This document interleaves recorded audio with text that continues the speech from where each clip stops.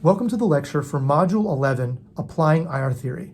In this lecture, I'm going to walk you through a step-by-step process for applying international relations theories to a given event or phenomena, and then show you how useful this is by looking at a concrete case and comparing the different theories.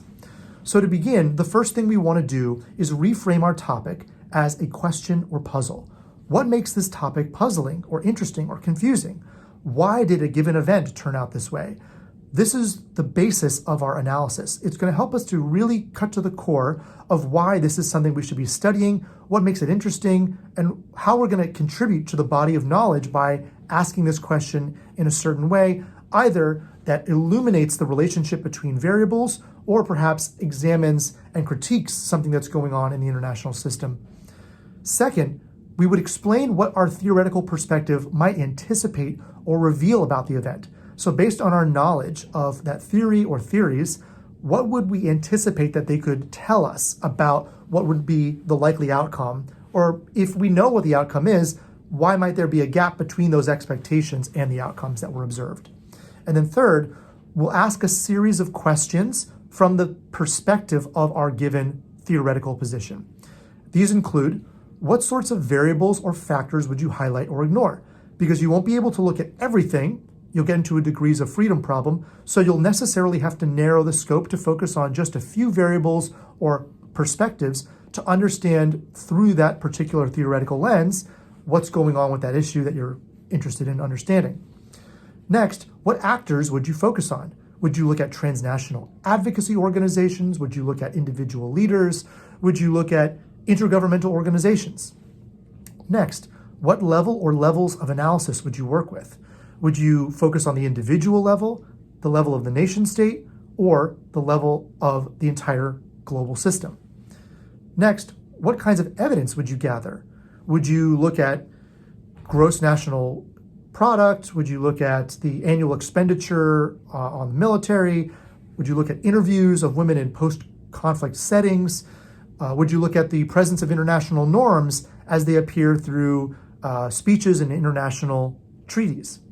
And then finally, given the preceding, what sorts of conclusions might you reach?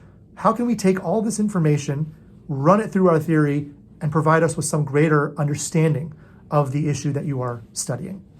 So I'm going to show you an example of how we can alternatively gain some additional analytical purchase by looking at a particular issue through different theories. If we look at the war in Ukraine, here's how different theories might focus on different aspects. Realism, for example, might look at how the structure of the international system and the weakness of intergovernmental institutions enabled Russia's invasion.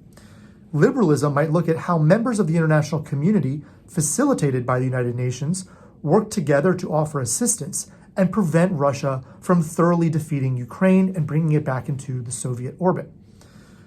In Marxism, we might look at how global energy demand affected the willingness of states to engage in a war that would disrupt the supply of Russian natural gas to Europe, because that deals with what economies are based on, which is energy, and how that relationship between politics and economics that is taken for granted affects things like decisions to go to war. And finally, if you look at this through a feminist lens, we might examine how Russian views of masculinity led to the invasion of Ukraine and what the experiences of women and children add to our understanding of the conflict, recognizing that under a feminist perspective, the mainstream theories would be tended to overlook some of the experiences of vulnerable communities that might shed light on the more complex realities of the war in Ukraine beyond that which we are being privy to through media reporting, social media, and popular discourse. So by applying these steps and looking at the issues through the lenses of different theories, we can get a better sense of, from a holistic perspective, what each theory brings to bear on an international relations issue and the individual utility that those theories allow us to have when trying to create better understanding of events and phenomena at the international level.